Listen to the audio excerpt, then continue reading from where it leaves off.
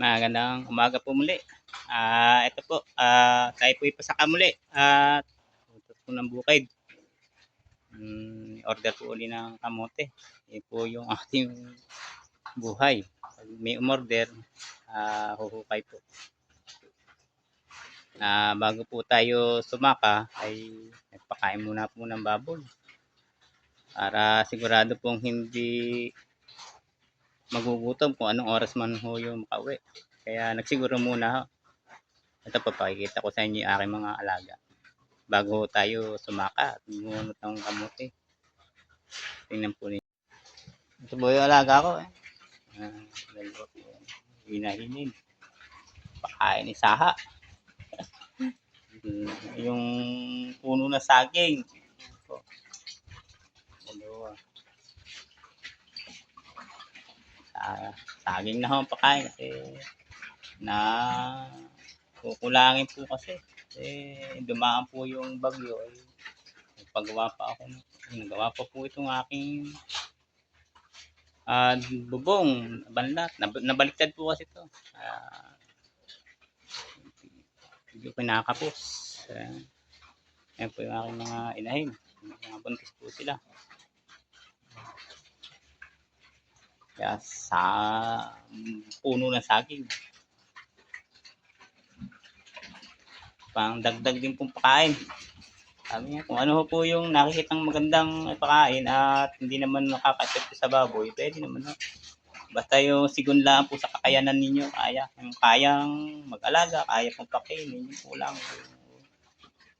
At ekserbahan lang ho, kaya pwedeng pakainin ng ganun. Ay ayos po naman, matataba naman ho. Matataba po sila.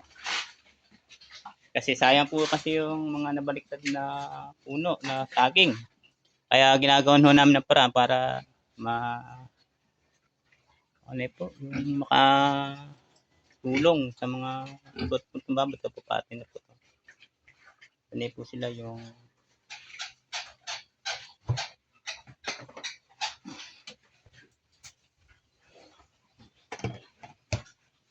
sambot kalate.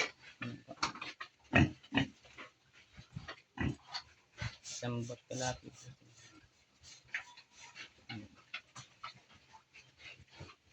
Walo po sila.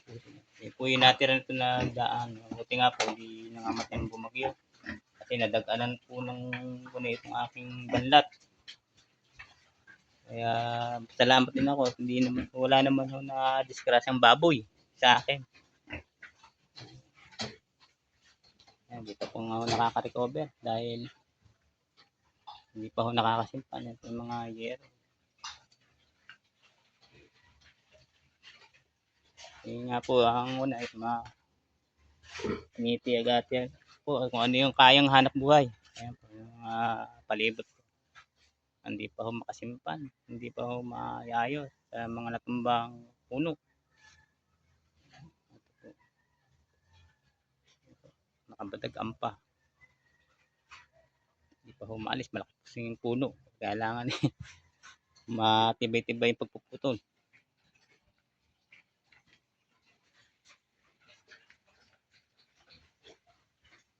Kaya ba, pasaka po. Nakikita ko sa inyo yung mga natumbang puno dito sa daan na hindi pa ho na iaayos.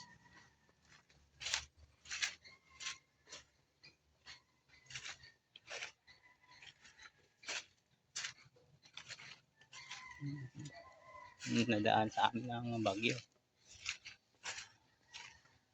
Tumbang niyog, wala pong tumbang. Hindi pa ho napapaayos.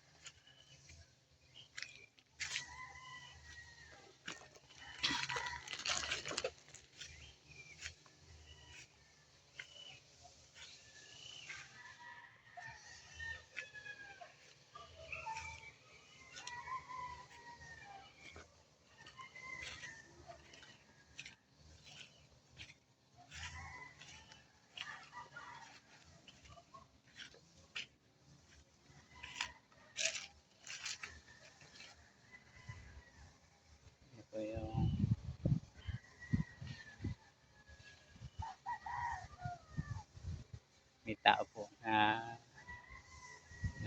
papahinga doon sa dampa ko. Nagapit po sa amin po. Kasama nung aking aso.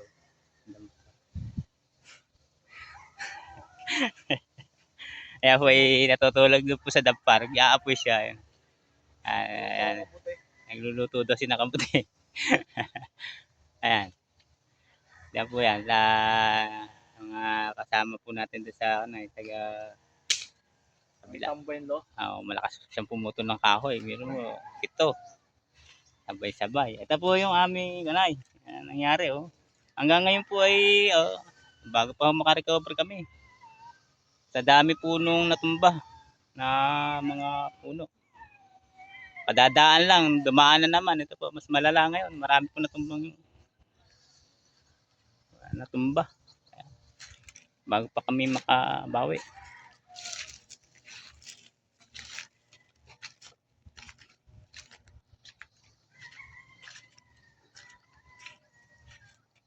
Nagluluto po raw siya. Ito po ang ganda po ng aming lugar. Kaso binaliktaran po ng mga saging. Wala na po kami halos na pakikinabangan sila.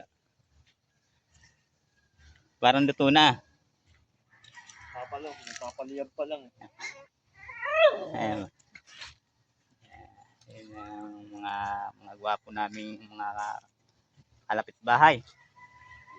Ito po yung aking dampa. Inayos ko lang rin. Gana naliparan ng mga naglipad yung mga plastic. Mabuti buo pa. Wala nang ibibili. Manghihingi na lang sana po ako rito sa natambay dito. Ayan. JB po yan. JB. Ano ang apelido mo? Semana. Ayan po si JB. Nakikita po niyo. Ayan. Ito yung lugar namin. Makikita ng mga kabarkada nito. Ang kabarkada, taga saan ka ba? Taga Maynila.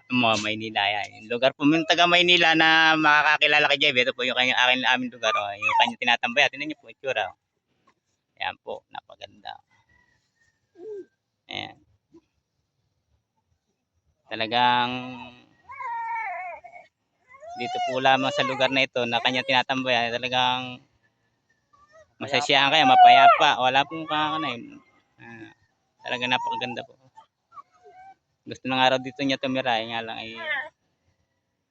sabi ko naman hanggang gusto niya tumambay, pwede naman. Yan po lang. At hindi pa tayo nakakarating sa kamote. Po, tayo maghuhukay ang kamote. Andito na po tayo.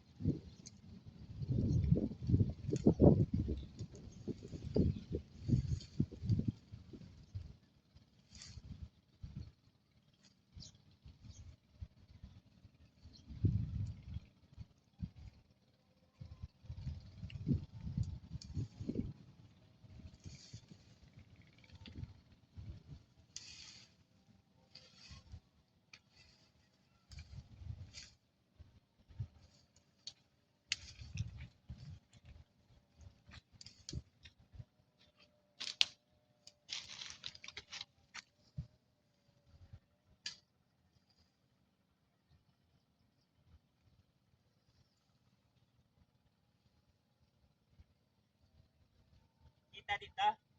Oo.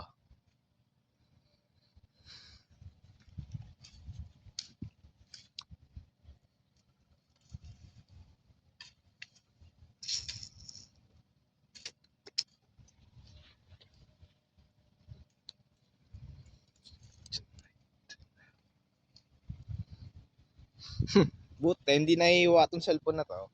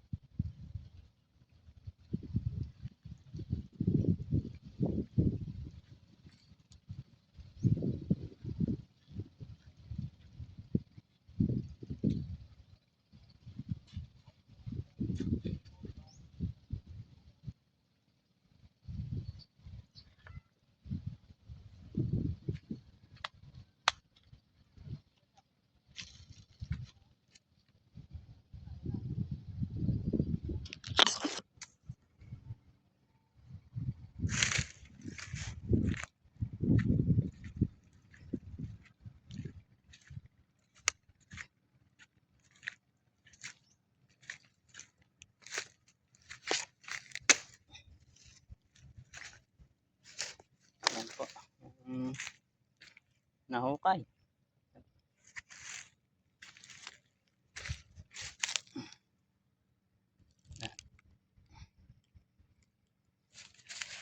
Medyo malalaki na rin po.